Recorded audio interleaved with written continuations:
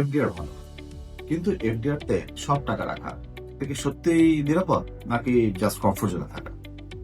ইমরান হাসান বলছি, ইনভেস্টিভ asset management থেকে। অনেক মানুষের জন্য এফডিআর মানেই হচ্ছে মানসিক শান্তি।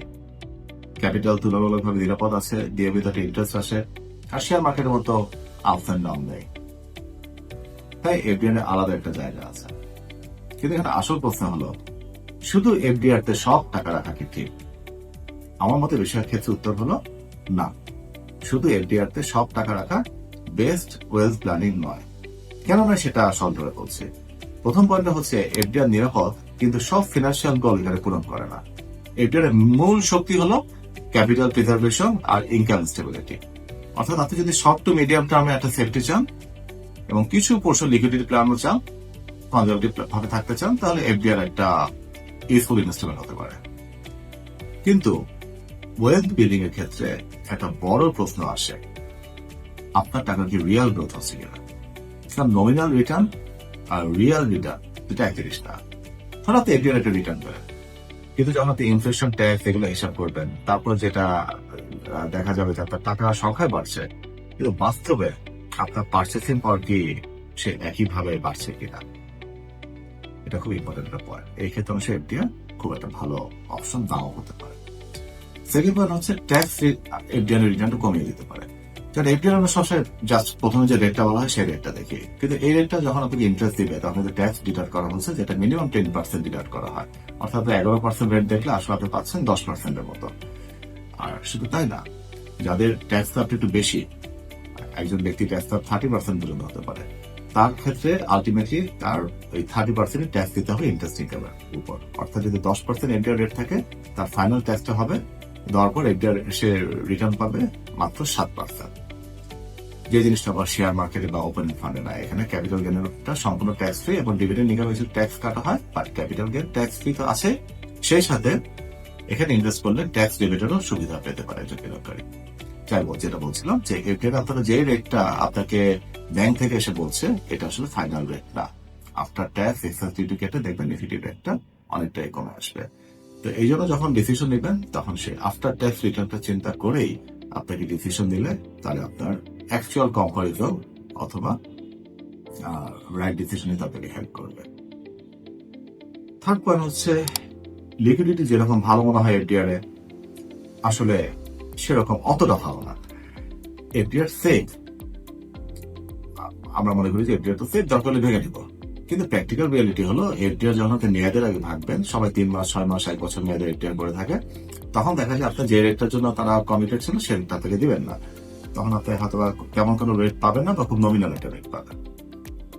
তো এই জিনিসটাও মাথায় রেখে করতে হবে। এটা কিন্তু আপনাকে লিকুইডিটি আছে, বাট এটা একদম ফ্রিকশনলেস লিকুইডিটি না। এই লিকুইডিটির মধ্যে কিছু ঝামেলাও রয়ে গেছে। আপনার হঠাৎ টাকা লাগলে সেটা আপনি ইউজ করতে পারবেন না। তো অনেকে দেখা যায় ইমার্জেন্সি ফান্ড চিন্তা করে এফডিআর করেন, বাট এটা আসলে ওটার জন্য রাইট ইনস্ট্রুমেন্ট না। 4 নম্বর পয়েন্ট হচ্ছে, সব ব্যাংক বা এনবিএফআই একই রকম না। সব এই ব্যাংক বা এনবিএফআই এর মধ্যে তাদের স্ট্রেংথ আলাদা, তাদের মধ্যে স্ট্রং ইনস্টিটিউশন আছে, উইক আছে। তো অনেকে দেখা যায় বেশি রেটের জন্য একটা উইক ইনস্টিটিউশনে অনেক সময় এফডিআর করে ফেলে। এটা ডেঞ্জারাস হতে পারে। যেটা আমরা লাস্ট কয়েক বছরে দেখেছি যে অনেক ব্যাংক এনবিএফআই, সেখানে অনেকে টাকা রেখেছে, অপরিচিত অনেকে টাকা রেখেছে, তারা সেই টাকাটা ফেরত পায়নি এবং তারা মোটামুটি তাদের সব টাকাই এই ধরনের ব্যাংকগুলোতে রেখেছে, একটু রেট ভালো ছিল দেখে। তো এই জন্য নর্মালি দুর্বল ইনস্টিটিউশন একটু রেট একটু অফার বেশিও করে থাকে। অনেকে মনে করে রিটার্ন বেশি মানেই বা রেট বেশি মানেই বেটার, কিন্তু ইনভেস্টিং একটা খুব ইম্পর্টেন্ট কথা আছে, extra return often comes with extra risk. এটা মাথায় রাখবেন। এই জন্য এফডিআর বা ডিপোজিট যখন করবেন, শুধু রেট না, ইনস্টিটিউশনটাও খুব ভালো মতো বুঝে নাও বা দেখে নাও জরুরি। 5 নম্বর পয়েন্ট হচ্ছে রিইনভেস্টমেন্ট রিস্ক। অনেকে ভাবেন যে ভালো তো রেট পেলাম, তো এটা আমি রিনিউ করতে থাকবো।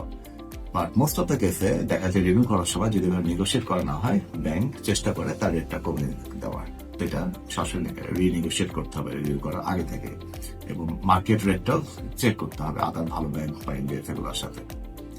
সেই সাথে ইন্টারেস্ট সাইকেলও যদি রেট কমে যায়, তাহলে তো আর কিছু করার নেই, তাহলে কমে যাবে। তো এটা আলটিমেট রেট না। 6 নম্বর পয়েন্ট হচ্ছে কনসেন্ট্রেশন রিস্ক। অনেকে কনসেন্ট্রেশন রিস্ক বলতে শুধু স্টক মার্কেটে কনসেন্ট্রেশন রিস্কটা বোঝে, কিন্তু স্টক মার্কেট একমাত্র কনসেন্ট্রেশন রিস্কে যায় না। এটা সব ধরনের অ্যাসেট ক্লাসের জন্যই কনসেন্ট্রেশন রিস্ক থাকতে পারে, ইভেন সেটা যেটা সেফ অ্যাসেট ক্লাসে হয়। আপনি যখন সব টাকা এক অ্যাসেট ক্লাসে রাখবেন তখন কিন্তু এটা আপনার জন্য সেফ না, গুড ওয়েলথ প্ল্যানিং না। তখন পুরো আপনার নির্ভর করছে one type of return source, one type of tax statement, one type of liquidity structure and একটা single type of interest rate এনভায়রনমেন্টে। এটা কখনোই ব্যালেন্সড ওয়েলথ প্ল্যানিং হতে পারে না। তাহলে কি করা উচিত? এটা মেসেজ খুব সিম্পল। এফডিআর মাপ দিতে হবে এটা আমি বলছি না। আমি বলছি এফডিআর কে এফডিআর এর রোল বুঝে ব্যবহার করতে হবে। আপনার মানি বাকেট আলাদা আলাদা থাকা উচিত।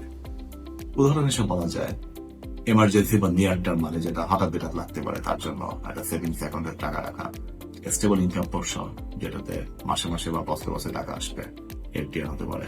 মিডিয়াম টার্ম লিকুইডিটি নিড এটাও এফডিআর সার্ভ করতে পারে। Long term wealth growth option যেটা জন্য আপনার একটা ভালো ওপেন মিউচুয়াল ফান্ড বা ভালো স্টক মার্কেট ইনভেস্ট হতে পারে। এই সব টাকা কাজে এক না, তাই সব টাকা এক ইনস্ট্রুমেন্টে রাখা সেটাও লজিক্যাল না।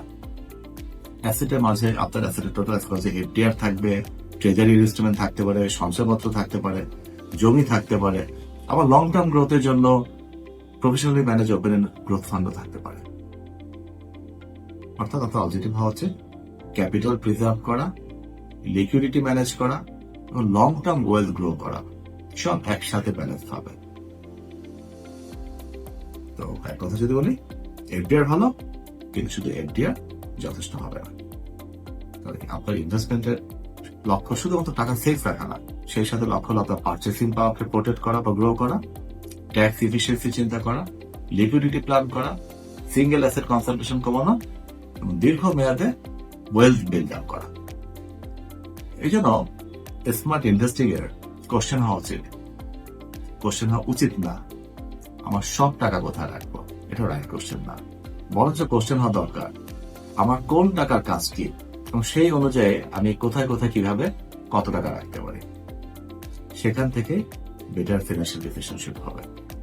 সবাই ভালো থাকবেন, আবার দেখা হবে। আল্লাহ হাফেজ।